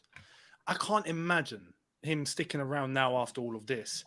We've had enough division in this fan base and over the last couple of years and the way that it's gone, the amount of problems we've had, albeit in terms of club level, between club and fan base, between players and fan base, between players and club. It's mad. Lukaku's an example. Can't have more, man. Like, that's it. Look, this relationship we know is broken between the player and the club. it's caused a massive divide within the fan base. I can't imagine after everything that we've seen now for Mace just be like, oh no, I'm staying. Or now we know that okay, he's happy to go on a free next summer. He's willing to just stick out for the extra year. Nah, like it's not healthy. It's not healthy for us. It's not healthy for him, and it's not healthy for the club. So I just think it's best we just end it here. I think it helps everyone. He's already agreed personal terms at United. It'd be best if he goes to United. United want him. For us, it'd be best to move on. Overall, yeah, I think me as a fan, it's just best if he just goes. Now, in terms of the whole saga, what do I think about the whole saga? I ain't actually fast. Personally, I'm not fast. I understand where Mace is coming from as a player, from his standpoint, because I never expected ultimate loyalty from him. The ones that are breaking their backs over all of this are the ones that expected die-hard loyalty from him from day one. I was never expecting that. So it's a case, I think, of many people that are just disappointed. How comes he wasn't expecting that, though? Because, like, let's be honest, he's been painted, him and Reece James are like Mr. Chelsea, right? They're the ones that are, and Mason especially, he's got a lot of, and I've seen some stupid things on Mason in terms of this is where balance is needed. I've seen people say, oh, he's more concerned about his commercials. Well, if he's making 80K a week, right, which is a lot of money, but if he's making half of what, say, Havertz and Kepa and Werner, actually 1/3 of what Werner was making, players that, let's be honest, he's contributed more than those players, all of them probably combined, if anything, but he's definitely contributed more than them as individuals. I can understand why commercially he's going to try and make as much money as possible, because he's trying to balance the books a little bit, right? He feels in the grand scheme of things, it's a lot of money in general, but he's been underpaid for contribution to actual wage. He's been underpaid, right? He's making under 100K. Just to put into perspective, who makes 100K? Bubba Rahman makes 100K, right? Hudson-Odoi makes 120K. So we have to really put into perspective just how much of a fuckery it is that he's on 80K. Like, that is bad for a player that is performing to a high level for 3 out of the 4 years, you could say, right? Yeah, 80K is very low at Chelsea Football Club when some others are making more that are not doing anything. Some of them are not even here. So I understand his side of it on the commercials. I think a lot of people are reading into it really like he wants to be the next David Beckham. I've seen people say this. He wants to, boost his profile by going to Manchester United. Going to Manchester United definitely boosts your profile, your social media followers. That may come into it a little bit, etc. Also, maybe just other clubs are not as interested as people made it out to be. When people said that Mason Mount was going to be on the market, the way it was portrayed was there was going to be 4 or 5 clubs coming in for him. Liverpool was going to come in. Manchester City was going to come in. I even heard. That's not reality. The reality is, for what we're charging, which is what we feel he's valued at, and what people are willing to pay, it's only Manchester United that are serious. Maybe Arsenal, a little bit. There was some interest, but they're not here now. So there's a balancing act. And again, when you say Manchester City are interested, that is PR. That is PR. Completely. So, yeah. I mean, but anyway, carry on. No, and you kind of answered the question that you asked, because I never expected complete loyalty, because I know players are going to put themselves first. People actually expect players to put the entire club first in the modern day, to put the entire club first before their own personal interests. You'll be lucky to find one player like that nowadays. You'll be very lucky. Not to say players aren't loyal, but there's a priority aspect, and what's prioritized ahead of what. They will prioritize their personal interests and their careers, and then they will be loyal. Once they've got all of that sorted, then they're loyal to you. It's not the other way around. I think at one time it used to be the other way around. There used to be players that used to just, give everything for the club and be like, no matter what, it's fine. I'm here. Don't worry. And even if it means they have to take a pay cut, yeah, I'm here. No worries. It's fine. Now it's the other way around. So I never expected that complete. When people are going, oh, he's proper Chelsea from the academy, he's one of us and whatnot. Yeah, to an extent, absolutely. But if it came to it, he's going to look for his own interests. And rightfully so nowadays, because if you don't do that, you get left behind. That's just the way it is. And this is why I never expected so much. So when I saw this whole thing going on, he has his demands. He wants what he wants. If he's not getting that, he's going to move on. All right, fair. No problem. Now, the initial aspect of why I think I've got a slight issue in terms of the protection that he gets is because him and Reece James were negotiated at the same time. Reece James came to a very smooth conclusion. Very smooth. 250 a week and it's done. We know that Mount rejected an initial 200k a week contract, but the issue at the time was apparently in terms of the length of contract that he had a problem with. It was too long. Yeah. Okay, that's one of his demands. If it came to it though, and we're talking about the people that really, really love the club and are willing to die for it and give everything, Ruben Loftus-Cheek. you're getting over double of what you're getting now, and you've rejected it because of a length of contract. That's just the truth. That's the reality. But he has his demands, and if he has his demands, all right, fair enough. This is what he wants. From player quality standpoint, for me, I've always said that James is the better player. If you're looking at who's going to be better in their position, James is adding more value. Yeah, definitely. I agree. But on the flip side of it, James is injury prone. Yeah, and he's not available as much as Mason Mount. Mason Mount is there until this season, every game ready to play, and availability is an ability. I've always said it. Miz, what about you, bro? How do you feel about it at this point? Where's your head at? To be honest, yeah, I'm like Younes as well, where I don't really care anymore, to be honest. Like, if he stays, I've said that I think he could be a very important player for Pochettino. If he goes, whoop-de-doo. But what I do have a problem is the little loopholes in this story. All of this, things to protect Mason Mount's image and try and make Chelsea look like a villain. That's where I feel a bit annoyed about the whole case. Now, look, this is my final sort of assessment on this transfer saga. The situation is Mason Mount believes he's worth a certain amount of money, which I feel Chelsea simply don't think he's worth. And each are right on their own perspective. Mason Mount has a portfolio of work that he could present to Chelsea Football Club and say, hey, this is why I think I'm worth what I think I'm worth. And Chelsea, on the contrary, can say, look, you're not irreplaceable. We've got Viagra. We've got Kudus. We've got people lined up. I can replace you if I wanted to. Yeah. So both are okay in their conversations. Now, a lot of people that protect Mason Mount are saying that, well, he had already agreed a verbal agreement prior to the World Cup starting with the owners that he was going to get X amount of money and this, that, the other.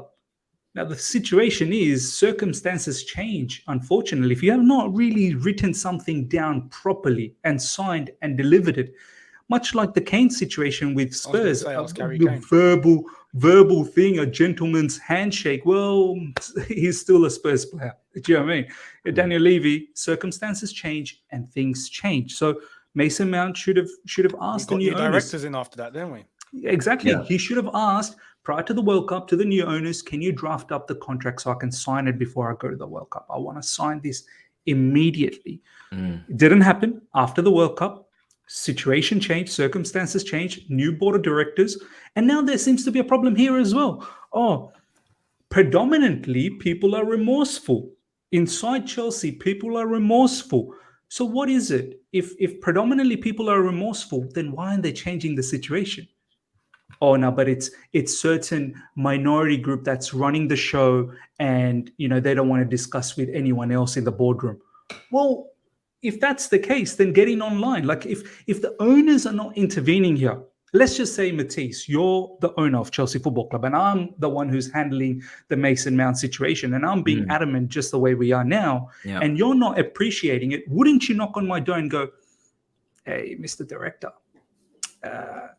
do us something with Mount. I would like to keep him. No one's really intervening here. Everyone seems to be happy within the Chelsea hierarchical structure. Yeah. However, this is being dealt at the moment. And it was them that were dealing with him initially. Exactly. And then people are saying, well, it was never about the money. It was never about the money for Mason Mount. Well, if it's never about the money, why are you rejecting the contracts? Why are you rejecting 2 contracts? And these are legitimate. Like if you're proper Chelsea, as people put you out to be, when I think about proper Chelsea, I think about you want to retire at Chelsea Football Club, right? That's what I'm thinking. Proper Chelsea. You want to retire at Chelsea Football Club. Your love is Chelsea. You breathe and everything is Chelsea. So let's say, argument's sake, you were offered 200k, and it's never about the money. Why'd you just sign that contract then? If it's never about the money, do you know what I mean? So look, The bottom line is this is how I look at it. Apparently, it was image rights that was also an issue, isn't it? Well, there you go. So there and, seems and to be commercially, This he is the does a thing. lot more than So- Reece. So, Matisse, what your established here is Yeah. Chelsea's not the villain. Mason Mount has certain demands that we are not looking to meet. And I think each on their own right is fine. So we are at a predicament now where we need this guy gone because we cannot afford to have him go out on a free next season. No. And he won't it's go out. New contract or sold. It's a new contract will or be sold. He will And- be sold. And if they don't plan on giving him the contract he wants, they have to sell him. And from what it looks like on Fabrizio's He's just pointing again, out, for yeah. Fabrizio, I have to be very clear on Fabrizio, right? Brilliant. But Ornstein has not said a word. And that for me is a little bit alarming. And Fabrizio is kind of caught in this crossfire of PR from club, and they're giving him information. I'm not saying the information is wrong, but he is not telling you the full side of the story. He's telling you what the clubs want to put out into the atmosphere. So I'm not getting the full story here. And I feel like Ornstein, what is the full side of the story, Matisse? What is the full Oh, side? I want to know from your side, like, what is the full side of the story? The full story, the full side of it is that he's obviously said that Mason Mount's agreed personal terms with Manchester United. Now, there's a lot of people that are saying on Mount's side is that he hasn't agreed personal terms with Manchester United, the way that it's been reported. There was Really? that was something that was put out there, which was incorrect from their side. They're saying we haven't agreed personal terms with Manchester United. We don't want to leave Chelsea, but we haven't been given a new contract. We haven't been offered a new contract since February. That was what they were saying on their side. And then obviously from the club standpoint, which is coming out through Fabrizio, which is he wants to leave. He wants to leave to go to Manchester United now. He's had enough of the contract situation and he wants to go now, or he wants to walk on a free. I don't know what's true. I just know that we're only getting the report at the moment from one side because, like I said, Ornstein is not saying anything. And I think sometimes Fabrizio can get caught up in these kind of club PR wars. It's not to say it's incorrect, but it's to say that I'm not getting the full. I don't feel like I'm getting the full extent of the situation, to be honest. I don't feel like I'm getting. Matisse, are we here to sit here and think? But I also Chelsea's... agree with that. I don't really care because I'm not really asked. Like I've also got to a point now where I'm like, I don't really care what the full story is because we have a club to sort out here, and it's the 1st of July coming up. And like I said, if you're not going to sign the new contract, then you need to go. So it's like either you sign the new contract, if either the club offer you another contract and you sign, or you leave. That's what it is. I'm not really. I think personally, Mason Mount's brand is bigger than him as a player. I think he's a good player, but I think he's been trying to. People have tried to build him into this bigger brand, Mr. Chelsea, captain, banner, and it's like. Calm down, like Mason Mount. That's what you are. You're Mason Mount. You're not Eden Hazard. You're not this absolute generational star talent that if we were to sell, we can't replace. And that is where a lot of this is coming from, where it's getting to a point where it's like, I'm not saying that I've got the complete full story, but I'm also like, I also understand that Mason Mount's side of the story or Mason Mount's camp's side of the story is also biased. Right? Because they're going to tell it how they want it to be told. So before you get yourselves rattled in the comments, right? I don't work for the byline anymore. I just go on a temporary basis. You guys continuously keep dragging Alex's name into this. Alex has sources. Alex speaks to players, right? Alex knows people. But that's not to say that I'm going to take that all as gospel because that is a side that they're telling to him. Same way the club is telling Fabrizio a certain side that they want to be told. I know players and I know agents and I know fathers will tell the story how they want to be telling it because that's the way they want to go down. So when you're hearing both sides, it's not to say that anyone's lying or anyone's incorrect, but that's their narrative. That's the way they would like to tell the story. They might leave out little pieces of information where, doesn't really look good for them. Maybe there's a moment here or there where someone's done something wrong. Some people have said it's Win Stanley. Some people have said it's Tony. He needed to change agency and they went with a different agent. I don't know. You don't know unless you're in the room. You don't know if Tony has messed up as a dad at some point as an agent. You don't know if Win Stanley's messed up. You don't No, you actually don't know. Nobody here in this chat knows what's really happening. My point is that, like I said, we don't know. We're not getting the full story. So until we get the full story, we can't really make a judgment. We're not going to get the full story. So we may as well wrap it up in a bud here. And either you offer him a contract and he signs, or he doesn't and he goes. But that has to get decided now, right now. See, I feel like personally, I feel like we've got the full story. I pretty much see both sides of these, corners here, and they're both right in their individual manner. So for me, I'm quite certain of the full story. Mason Mount is right in his argument. I've not had a contract. Of course, you've not had a contract that you want. You've had a contract, but you've not had a contract that you want. So do the club not need to just take the 55 million from Manchester United and sell him then? I think they do. Because for me, this is what doesn't make any sense, right? Mason Mount, if you're not going to offer him a certain amount, that means you don't value him as high as he values himself, right? He's got 1 year left on his contract. I know we're trying to rinse Man United, but Man United have said this is their final bid. For me, you take their final bid and you move on. 55 million to 65 million difference, right? Whatever you feel the difference is. 55 million for someone with 1 year left on their contract, that is not that great, right? He's just a good player. Sell him then. What are we wasting time for? If he's agreed personal terms, then sell him. Let's get this deal wrapped up in the next couple of days and he should be gone. The only reason why I'm worried is I'm like, if he's not gone yet, then is Poch going to come in July 1st, start talking into his ear? I want you to stay. Now Mount gets a little bit indecisive. Now we're not accepting bids. He stays in his last year. New contract comes. If Mount signs a new contract, a lot of people are going to have to eat their words. So this is where it's a very dangerous game until he actually leaves, really. This is the thing. I reckon, I've pointed this out a few times. I reckon 55 plus 5 is a deal that will be done. I think so. I just think that's the middle ground that everyone will be content with. But there's also one point we have to remember. This is why I'm not panicking.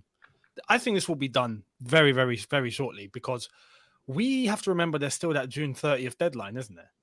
And about the outgoings by June 30th. And hence why I think after that, we'll be going in for players because that's when we're going to start spending. And I don't know in terms of the books or FFP or the way that it is, money that's spent after June 30th is actually better than it being spent before June 30th. And the players leaving before June 30th is better than them leaving after June 30th. So I think it's going to be a case where in the next couple of days or so, we'll probably see Mount leave. And I agree, I think Chelsea are just, trying their best. Push comes to shove, if they know United are just not budging, or if it gets to the very, very last moment, they'll just accept. We can't afford for the deal to collapse. And this is the thing. Look, exactly. We can't afford for the deal to collapse. And Chelsea are not going to be stupid enough to just let this whole thing collapse. That way we let him go on a free. In the same way that people think that sometimes Mbappe might just stay at PSG for the next year. He won't. PSG are not dumb. They're gonna cash in for as much as they possibly can, and even if it's not what they want, but they're gonna get maybe 95% of what they want, they're gonna take it and they're gonna run. Chelsea will do the same thing. Wasn't there a briefing last week where all 3 journalists tweeted at the same time? Was you guys around for that? Yeah. It was David Ornstein, it was Fabrizio and Matt Law. All of them all tweeted. Look, in response to what you said about us not rating him so much and why Chelsea hassling then.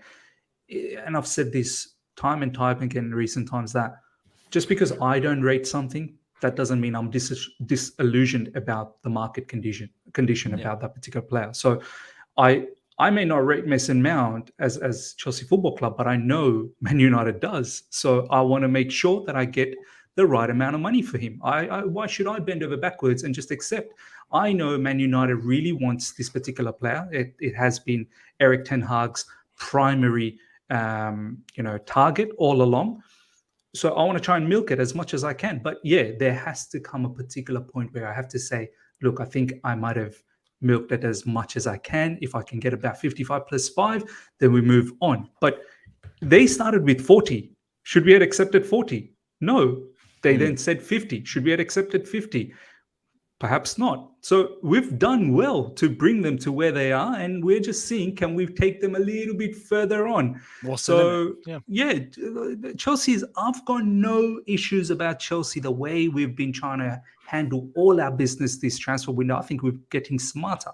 Yeah, we are really getting smarter. It's been a vast improvement. I do wonder though, if he is here July the 1st, say preseason starting, say we're still haggling, right, going into the start of preseason, what is the mood and the vibe around Mount? Because the way it's portrayed and the way it's reported is it's reported as quite a toxic situation, right? And that's how the fan base is reacting, because that's the way it's reported, is that he wants to leave now, or he's leaving at the end of his contract.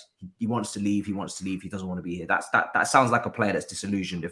If you report that about a Ziyech or a Pulisic, a couple of years ago, the whole fan base is going crazy on them. So I understand why everyone's going crazy on Mount. If that's what's being reported, then you need to get him out as soon as possible. You don't want a player in that state of mind on your preseason tour. So is there a cutoff point on negotiations? If that's the case, right? I'm not saying it is. Maybe they're reporting it wrong, but that is the report. If he's in that state of mind, do you not need these negotiations to be wrapped up before Poch comes in, really? Before preseason starts? This is why I'm saying I reckon the deal will be done by June 30th. And I reckon it's a case of just Chelsea trying to push it to the limit until when they see, okay, what is it that they're willing to do? Accept. If worst case scenario, Man United are going, no, 55, we're not moving. By June 29th, if that's the case, Chelsea probably go, okay. And they'll take it. And then you'll hear a deal's been done for 55 million or whatnot, because it's going to be better than letting him go on a free next season. That's just the truth. So I think it's just Chelsea pushing it to the very, very limit. And then after that, we can focus on getting Caicedo in, because then I think post June 30th, we can focus on bringing players in that I think in terms of the books will end up being spending that will account for, I don't know, maybe something along the line, not now. So, yeah. Man United reporters saying they've agreed terms. Like I said, I don't know who's telling the truth, but from Mount's family side, they said they haven't agreed terms. So who knows at this point?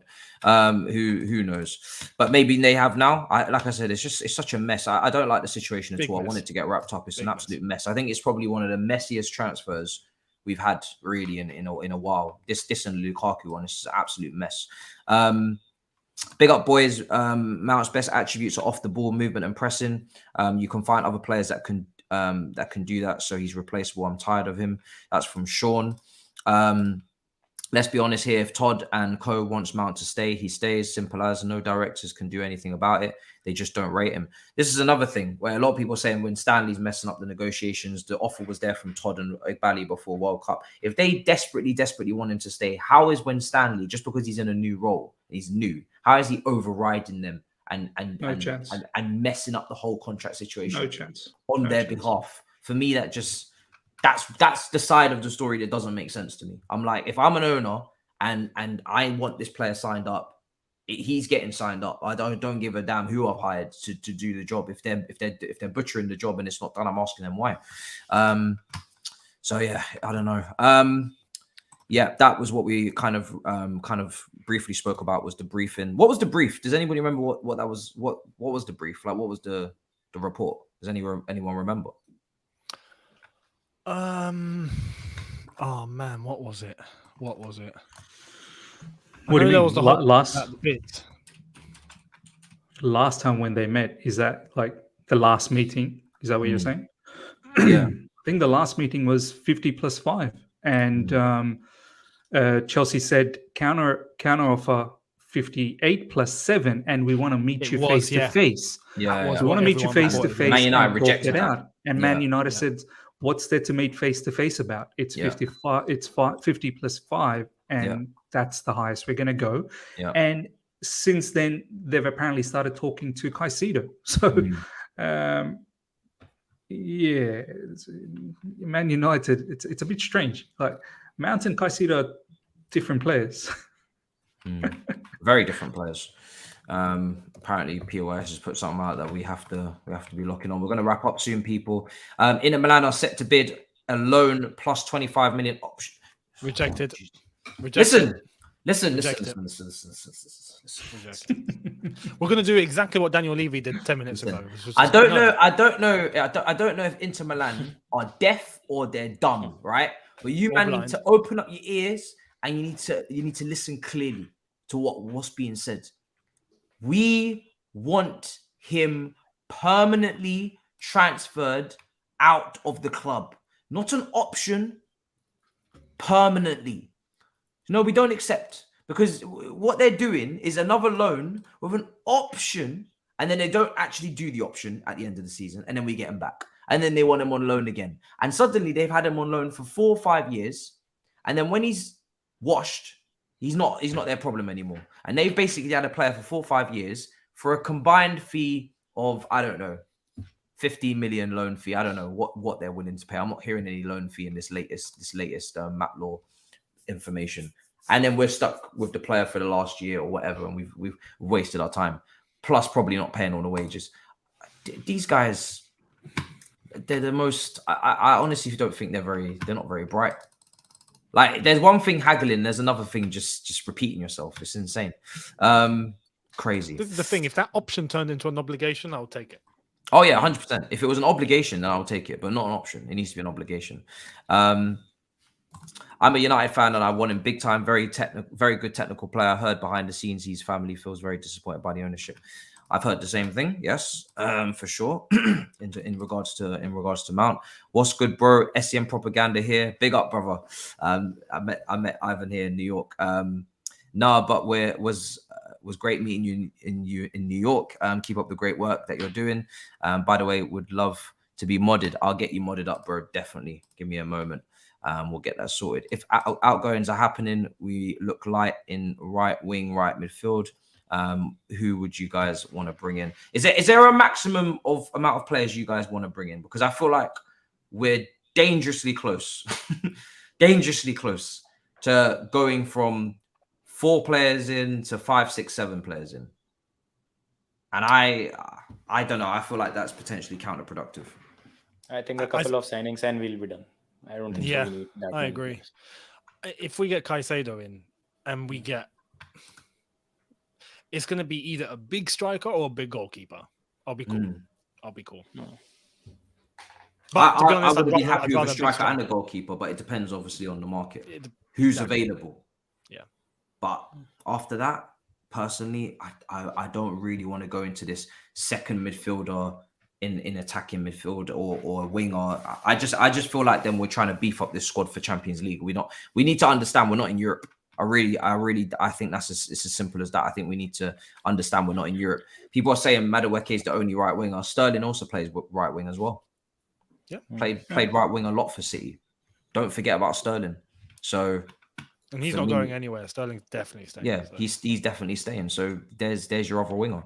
So for me, I don't know. I just feel like we're overcaking it a bit personally. Does anybody have an opinion on this player before we come to a close? I haven't watched him much. I've just seen clips of him. He looks really great, but yeah, he looks good. Hey, I'm not gonna just go off the back of him doing a madness in Galatasaray. Come and play in a proper league, and we'll have a conversation then. Yeah. No, for Fenerbahce. Oh, for Fenerbahce. I've got. Yeah, I can't go off clips personally. A lot of people can look good in clips. He looks good, but I can't be going off clips. I've got a very close friend of mine, one of my best mates. He's actually supports Fenerbahce. I might have to try and see what he thinks of this player. I don't know enough. I've seen clips. His release clause is very low, so he's very low. He's 18, isn't he? Yeah, he's very low risk, high reward, but that's as far as I'll go on it in terms of that deal. Again, is it a priority? In my opinion, no. I would like to know what we're doing with Carney, what we're doing with Santos, what we're doing with Cassidy before we start going over to anyone else. Because even Poch apparently wants to see all these guys in preseason first. I'm sure, I'm sure he does. So we got to allow that to happen. 100%, 100%. Big up Matisse and the lads watching on playback, but needed this all you can eat. Pleasure meeting you in NYC the past weekend. A lot of people when I was in New York to close up, they were like, all right, it's great, but we need all you can eat Chelsea back. Let's get this going again. Do you know what I mean? Like it's been a whole 2 weeks. We need all you can eat Chelsea return. So it's here.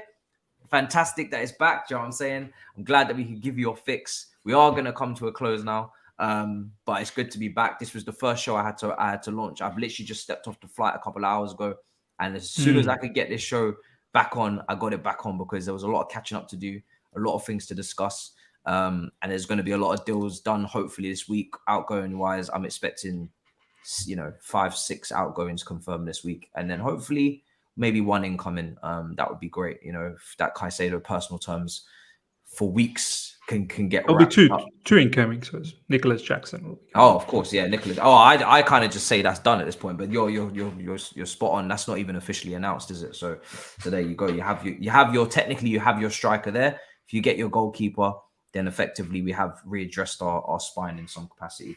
Younes, brother, let the people know where to find you. It's been an absolute pleasure. Yeah, been quality, man. Welcome back, first and foremost. And let's see what happens at this football club over the next few days. It's going to be interesting. But catch all my opinions and the latest on what's going on. Younes Talks Football. It's very busy. Miz knows. It's very busy.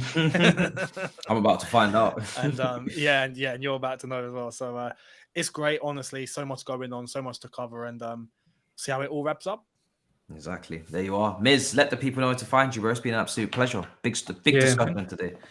Yeah, man. Big up to you as well. Being able to keep the energy up. Literally just landed like 3-4 hours ago, man. So, man, which has been a quality show. The other side of the coin, I think we're very close to 24,000. So let's get there. And yeah, just like Younes, man, 2 uploads a day. Unless there's something crazy, there might be a third one. But yeah, man, lots popping off, and we try and keep up with all of that. There you are. And Baba, let the people know where to find you, bro. It's been an absolute pleasure. Big show. Yeah, man, good show. But as I've told, I'm not taking too much stress this time round. Like last time, I was very stressed about Koundé and Rafinha situation. We all were, and how it ended. So I've learned a lesson. Whatever will happen. So no point in stressing about those transfers. Yeah, Drogbaba. I am on a bit of a chill mode right now, not streaming or uploading every day, but will be doing soon. And yeah, follow me on Twitter. That's where it's going down. There you are. That's where it's going down. Guys, I will be getting the last vlog out to you hopefully today, more than likely today. The last vlog to make it 5 for the New York trip.